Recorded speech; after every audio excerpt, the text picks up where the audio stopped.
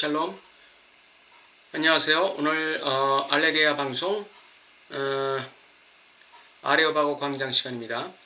오늘은 락강의 욕망과 그리스도인의 욕망이라는 제목으로 말씀을 전하겠는데요.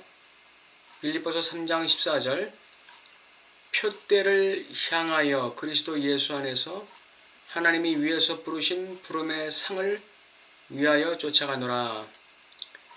이 말씀을 근거로 락강의 욕망과 그리스도인의 욕망이란 비교를 한번 해보겠습니다. 락강은 그 모든 그 말들 중에서 가장 유명하고도 대표적인 말이 있습니다. 락강의 말들 중에서 가장 대표적이고 락강다운 말을 한 것이 당신의 욕망을 포기하지 말라는 것입니다. 당신의 욕망을 포기하지 말라는 의미는 굉장히 광범위하다고 할 수 있습니다. 욕망은 어떻게 해서 생길까요? 주체에게. 락강이 말하는 정신분석적 주체의 욕망은 어떻게 생기느냐? 결여를 지각할 때 욕망이 생긴다고 얘기합니다. 결여를 지각하지 못하고 자기가 이만하면 나는 아주 꽤 괜찮은 사람이야 라는 착각을 가지는 한은 진정한 욕망의 주체가 되지 못하죠. 자신의 결여를 지각하는 주체는 나는 이만하면 아주 괜찮은 존재야 라는 자부심을 가질 수가 없어요. 자기가 죄인이라는 것을 깊이 통찰하는 신앙 주체는 나는 성화된 그리스도인이야. 나는 이만하면 이제 서 있는 그리스도인이야. 라는 말을 함부로 할 수가 없는 것이죠. 그러므로 락강의 욕망하는 주체는 이퀄 결여를 지각하는 주체다. 이렇게 얘기할 수 있죠. 결여를 깊이 지각할수록 그만큼 욕망은 강력해지고 욕망을 향한 추동력도 엄청나게 강력해지게 될 것입니다. 락강은 당신의 욕망을 포기하지 말라 그렇게 얘기했는데 이것은 윤리예요. 주체의 윤리입니다.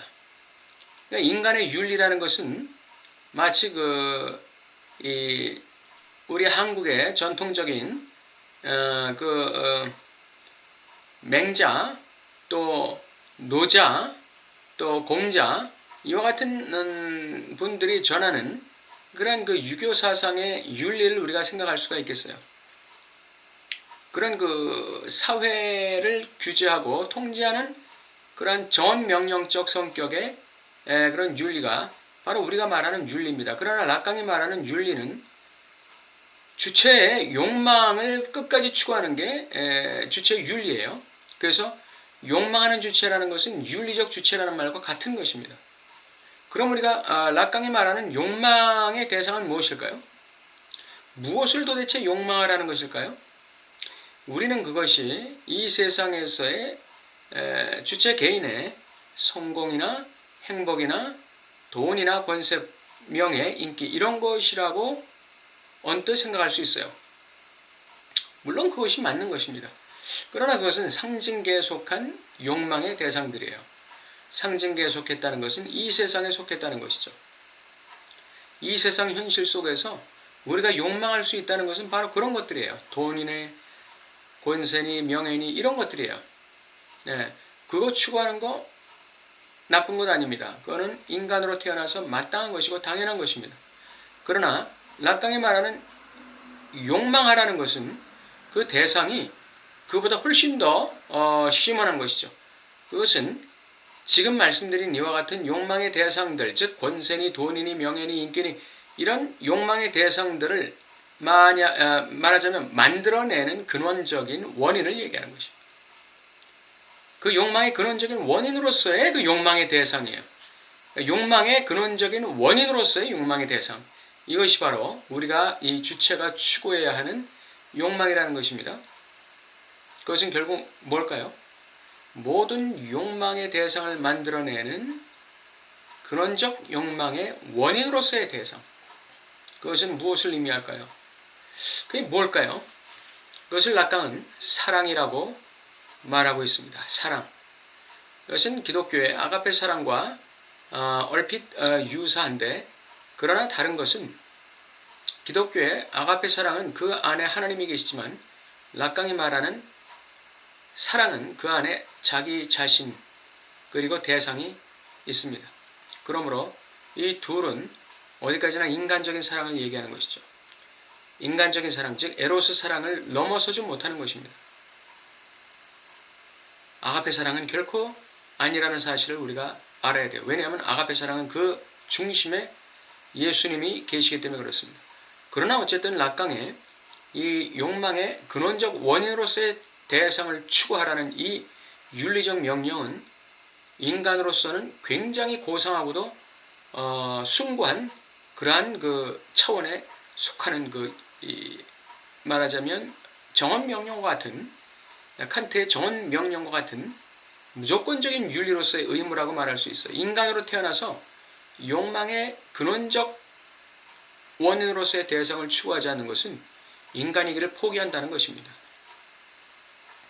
이 락강에 욕망하는 주체가 그리스도인에게 적용되면 어떻게 될까요?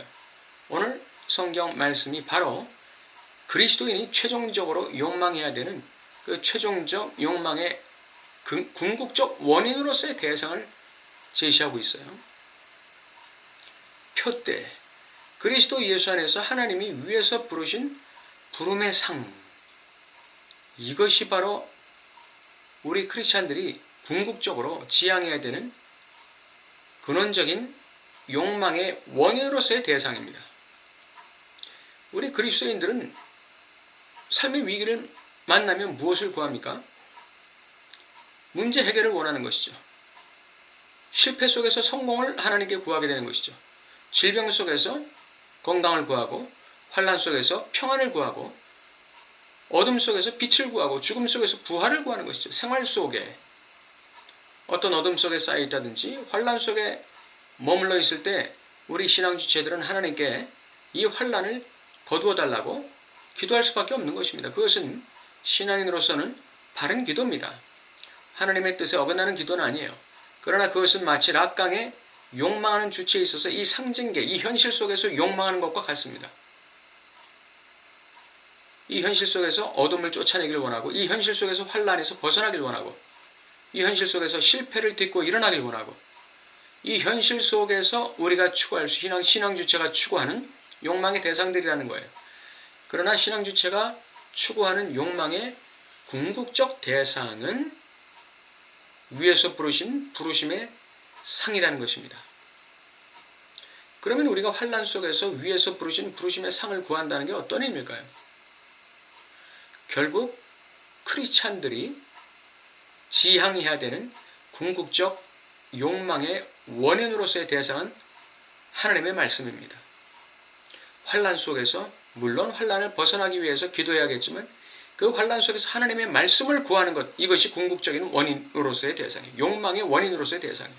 우리가 진정으로 기대하고 소망해야 되는 원인으로서의 대상이라는 것입니다. 하나님의 말씀. 환난을 벗어나는 것도 좋은 일이고 중요한 일이지만 그보다 우선되는 것은 그 가운데서 하나님 말씀을 구하는 것입니다. 다른 말로 하면 하나님의 뜻을 구하는 것입니다. 하나님의 의도를 구하는 것입니다. 하나님의 말씀 구하기를 우리는 절대로 잊어서는 안 될 것입니다. 우리의 삶 속에 어떤 그 시험이 다가오고 어둠이 우리의 환경을 두를 때 우리가 궁극적으로 욕망해야 되는 것은 무엇일까요? 그것은 빛과 또 이 평안이지만 사실 그보다 더 중요한 것은 하나님의 말씀입니다.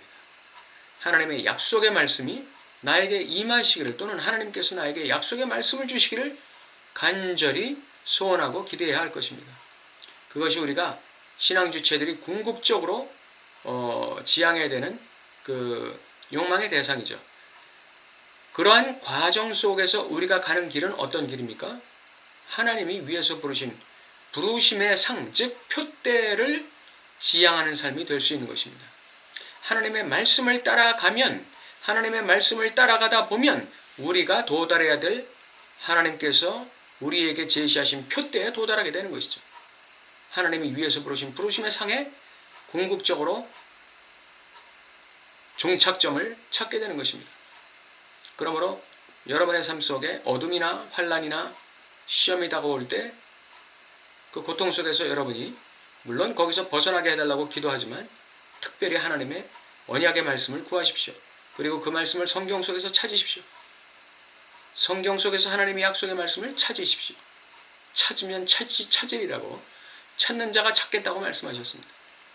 우리가 기도를 통해 성경 말씀을 통해 성경 말씀을 들음으로써 우리가 하나님의 말씀을 구하고 그 하나님의 말씀을 열심히 찾을 때 하나님께서는 그러한 어둠과 환난과 시험과 그러한 여러 가지 고통을 극복할 수 있는 하나님의 생명의 말씀으로 우리를 인도하실 것입니다. 그 말씀은 우리를 어디로 인도합니까?